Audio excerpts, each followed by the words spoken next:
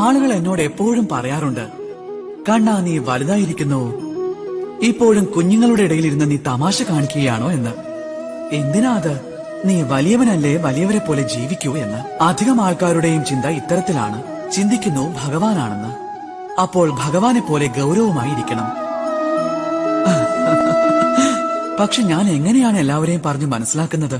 അതായത് ഞാൻ ഭഗവാനായി മാറിയതിന് പിന്നിലെ ഏറ്റവും വലിയ രഹസ്യം അത് സത്യമായും കുഞ്ഞുങ്ങൾ തന്നെയാണ്. എന്റെ ശക്തി എവിടെ നിന്നാണ് വരുന്നത്? എല്ലാ പ്രശ്നങ്ങൾക്കും പരിഹാരം കണ്ടുപിടിക്കുവാനുള്ള ശക്തി ഈ കുഞ്ഞുങ്ങളിൽ നിന്നാണ് ലഭിക്കുന്നത്. ജീവിതം ജീവിക്കുവാനുള്ള ശക്തി, പിന്നെ ഈ വിശാലമായ പ്രപഞ്ചത്തെ പ്രണയം മനസ്സിലാക്കി കൊടുക്കുവാനുള്ള ശക്തി, അത് കിട്ടുന്നതും കുഞ്ഞുങ്ങളിൽ നിന്നാണ്.